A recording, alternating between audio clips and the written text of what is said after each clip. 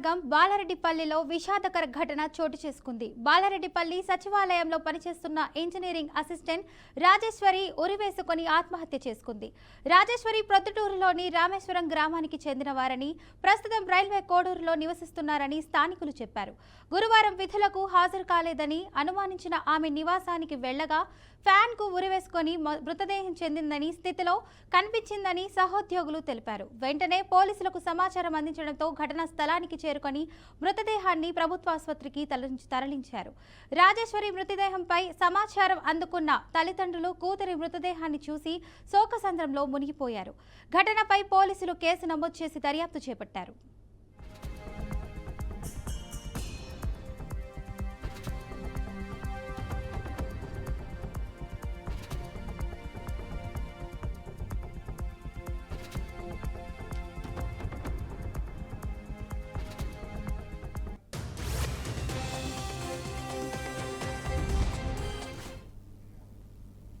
పెద్దపల్లి జిల్లా రామగుండంలో తెలంగాణ జాగృతి కార్యకర్తలు సంబరాలు జరుపుకున్నారు. స్థానిక సంస్థల ఎన్నికల్లో 42% బీసీ రిజర్వేషన్లను అమలు చేయాలని రాష్ట్ర ప్రభుత్వం తీసుకున్న నిర్ణయాన్ని స్వాగతిస్తూ పెద్ద ఎత్తున బాణాసంచా కాల్చి ఆనందం వ్యక్తం చేశారు. అనంతరం కాంట్రాక్ట్ కార్మికులకు సీట్లు పంపిణీ చేశారు.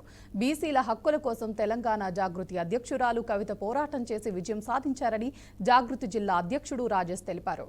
రాష్ట్ర ప్రభుత్వం ఈ నిర్ణయం తీసుకోవటానికి ఆమె పోరాటమే ప్రేరణగా నిలిచిందని జిల్లా కన్వీనర్ వెంకటేష్ అన్నారు. రిజర్వేషన్లను కల్పించాలన్న ప్రభుత్వ నిర్ణయాన్ని జాగృతి కార్యకర్తలు అభినందించారు.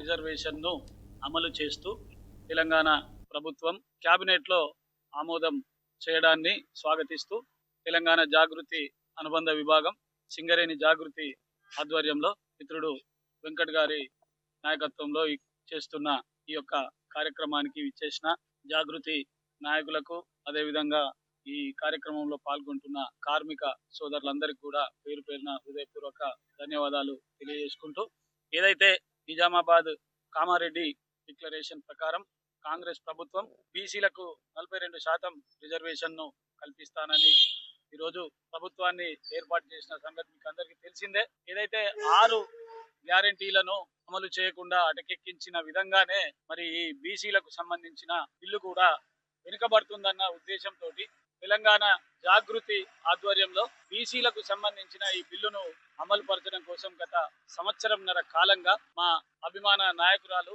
కల్వకుంట్ల కవితక్క గారు ప్రతి జిల్లాలో రౌండ్ టేబుల్ సమావేశాలు ఏర్పాటు చేసి సుమారు 70కి పైగా బీసీ కులాలన్నింటినీ కూడా, చిన్న పెద్ద కులాలన్నింటినీ కూడా ఏకం చేసి ఒకే వేదిక మీదకి తీసుకువచ్చి అందరి అభిప్రాయాలను తీసుకొని మరి సంఘటితంగా ఈ యొక్క బిల్లు ఆమోదం అయ్యేందుకు మరి ప్రతి నిత్యం ప్రతి క్షణం ఆమె పోరాటం చేసింది. ఆ విషయం మీకు అందరికీ.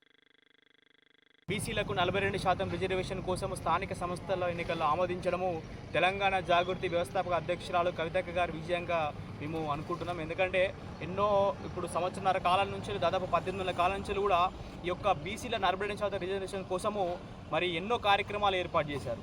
మేధావుల సంఘాలతోటి, తర్వాత రౌండ్ టేబుల్ ఏర్పాటు చేసి ప్రతి ఒక్క జిల్లాలో కూడా ప్రతి ఒక్క మేధావుల్ని మరి వారిని ఐక్యతగా మరి ముందుకు తీసుకొచ్చి ఈరోజు విజయం సాధించడము వారి యొక్క మరి కృషికి మరి ఫలితం అని చెప్పి తెలియజేస్తున్నాం. అట్లాగే ఏదైతే ప్రభుత్వం ఏర్పాటు చేసిన డెడికేషన్ కమిటీ ఏదైతే ఉందో త్వరలో కవితక్క గారు దానికి నివేదిక కూడా సమర్పించనున్నారు. ఎందుకంటే మొన్న చూసినట్టయితే మరి కేంద్ర మంత్రి కూడా మరి ఈ 42% రిజర్వేషన్ ఇవ్వాలని తెలియజేయడం జరిగింది. అట్లాగే మరి ఆర్ కృష్ణయ్య గారు, అట్లే సిపిఎం పార్టీ అనేక సంఘాలు కూడా ఈరోజు బీసీ రిజర్వేషన్ ముందుకు రావడం జరిగింది. పెద్ద ఎత్తున కూడా ఢిల్లీలో మరి కవితక్క గారు కాన్స్టిట్యూషన్ కప్లో కూడా మరి తెలియజేయడం జరిగింది. రాహుల్ గాంధీకి కూడా చెప్పడం జరిగింది. రాహుల్ గాంధీ గారు మరి 42% రిజర్వేషన్లో మీ యొక్క ఏదైతే కాంగ్రెస్ పార్టీ అవలంబిస్తున్న తీరును ఖచ్చితంగా రేవంత్ రెడ్డి గారికి చెప్పడంతో మరి మొన్న జరిగిన ఏదైతే ఢిల్లీ ఫలితమే ఈరోజు 42% రిజర్వేషన్కి మరి ఈ స్థానికలలో ప్రభుత్వం తీసుకున్న నిర్ణయం అని తెలియజేస్తూ ఖచ్చితంగా ఇది తెలంగాణ జాగృతి కవితక్క విజయమని. జయశంకర్ భూపాలపల్లి జిల్లా కాళేశ్వరం వద్ద గోదావరి ఉధృతంగా ప్రవహిస్తోంది. మహారాష్ట్రలో కురుస్తున్న భారీ వర్షాల ప్రభావంతో ప్రాణహిత నది ఉప్పొంగి పరవళ్లలో తొక్కుతుంది. కాళేశ్వరం త్రివేణి సంఘం వద్ద గోదావరిలో కలిసిపోతూ భారీ ఉధృతిని సంతరించుకుంది. వరద నీరు ప్రస్తుతం పుష్కర ఘాట్లో మీటర్లు తాకుతూ 10.590 మీటర్ల ఎత్తులో ప్రవహిస్తోంది. తీరంలోని 2 జ్ఞాన దీపాలను వరద ముంచివేసింది. గోదావరి, ప్రాణహిత నదులు 2 తొలి ప్రమాద హెచ్చరిక స్థాయికి చేరుకోగా ప్రవహిస్తున్నాయి. ఈ నేపథ్యంలో గోదావరిలో భక్తుల పుణ్యస్నానాలు ప్రమాదకరంగా మారినట్లు అధికారులు హెచ్చరిస్తున్నారు.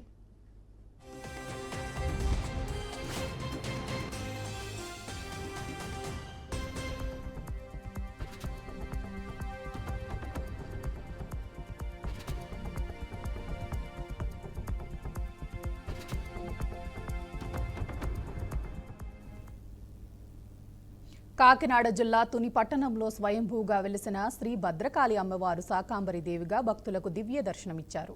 దేవస్థానం చైర్మన్ పృథ్వీరాజ్, అర్చకులు ప్రసాద్ ఆధ్వర్యంలో అమ్మవారి అలంకరణ స్వర్ణాంగ సుందరంగా జరిపించారు. ముందుగా అమ్మవారికి విశేషంగా పంచామృతాభిషేకం నిర్వహించి అనంతరం లలితా సహస్రనామ పారాయణం, మహానివేదన కార్యక్రమాలు నిర్వహించారు. ఈ పవిత్ర కార్యక్రమాల్లో పాల్గొనటానికి వేలాదిగా భక్తులు ఆలయానికి తరలివచ్చి అమ్మవారి ఆశీస్సులు పొందారు. పౌర్ణమిని పురస్కరించుకుని మహిళా భక్తులు లలితా సహస్రనామ పారాయణం వంటి కార్యక్రమాలను భక్తి శ్రద్ధలతో నిర్వహించారు.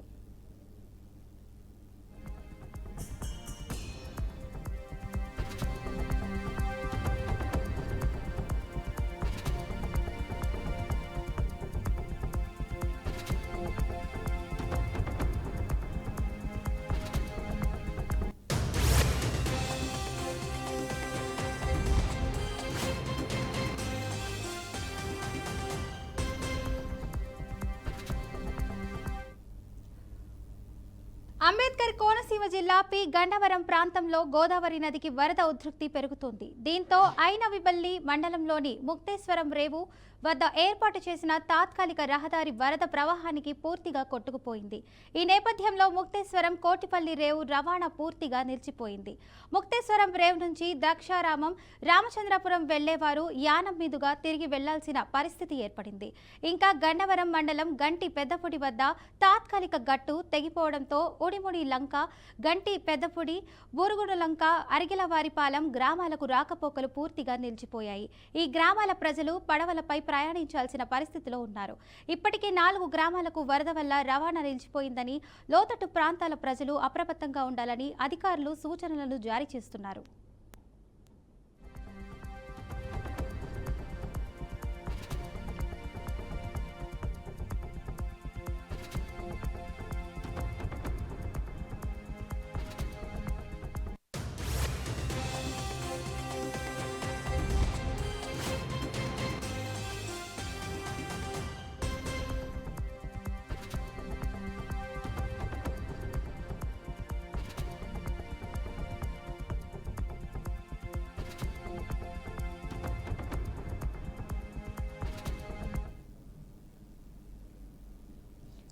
భద్రాచలం వద్ద రోజు రోజుకి గోదావరి వరద ఉధృతి పెరుగుతోంది. ప్రస్తుత గోదావరి నీటి మట్టం 35 అడుగుల వద్దకు చేరుకుందని అధికారులు చెప్పారు. వరద ప్రవాహం మరింత పెరిగే అవకాశం ఉందని, గోదావరి నీటి మట్టం 43 అడుగులకు చేరినప్పుడు మొదటి ప్రమాద హెచ్చరిక జారీ చేస్తామని అన్నారు. ఎగువ ప్రాజెక్టుల నుంచి విడుదల చేసిన 6 లక్షల క్యూసెక్కుల వరద నీరు దిగువకు చేరటంతో భద్రాచలం వద్ద గోదావరి ఉధృతి పెరుగుతుంది. రామాలయం వద్ద ఉన్న స్నాన ఘట్టాలు ఇప్పటికే నీట మునిగాయన్నారు. వరద ముంపు ప్రాంతాలు, లోతట్టు ప్రాంతాల్లో నివసిస్తున్న ప్రజలకు ఎప్పటికప్పుడు సమాచారాన్ని అందిస్తూ అప్రమత్తం చేస్తున్నట్లు అధికారులు స్పష్టం చేశారు.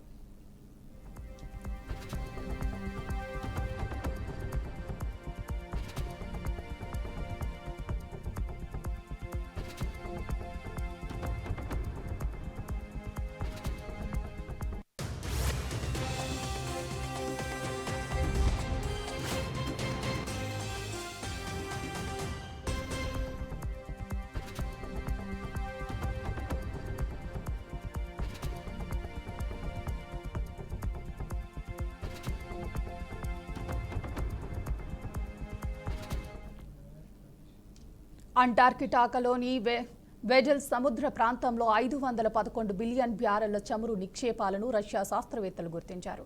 చమురు నిక్షేపాల గనిగా పరిగణించే సౌదీ అరేబియాలోని నిల్వల కన్నా ఇది 2 రెట్లు అధికమని తెలుస్తోంది. తమ శాస్త్రీయ పరిశోధనల ద్వారా ఈ భారీ చమురు నిల్వలను గుర్తించామని రష్యా ప్రకటించింది. ఈ గుర్తింపు ప్రపంచ భౌగోళిక రాజకీయ సమీకరణాలను పునర్నిర్మించే అవకాశాన్ని కలిగిస్తుందంటూ విశ్లేషకులు వెలువడుతున్నాయి. ఆధునిక చరిత్రలో ఇంత పెద్ద స్థాయిలో ఎక్కడా గుర్తించని చమురు నిల్వలు అంటార్కిటికాలోనే బయటపడటం ఇదే తొలిసారి. గత 5 దశాబ్దాల్లో ఉత్తర సముద్రం నుంచి వెలికి తీసిన చమురుతో పోలిస్తే ఇది 10 రెట్లు ఎక్కువ పరిమాణం కావటం గమనార్హం. ఈ అభివృద్ధి ప్రపంచ ఇంధన వనరుల సమతుల్యతను పూర్తిగా మార్చివేసే అవకాశం ఉంది. దీంతో అగ్రరాజ్యాల మధ్య రాజకీయ సైనిక ఉద్రిక్తలు పెరిగే పరిస్థితులు తలెత్తే అవకాశం ఉందని భౌగోళిక రాజకీయ విశ్లేషకులు హెచ్చరిస్తున్నారు. కొందరు విశ్లేషకులు అయితే ఇది 3వ ప్రపంచ యుద్ధానికి దారితీయవచ్చని ఆందోళన వ్యక్తం చేస్తున్నారు.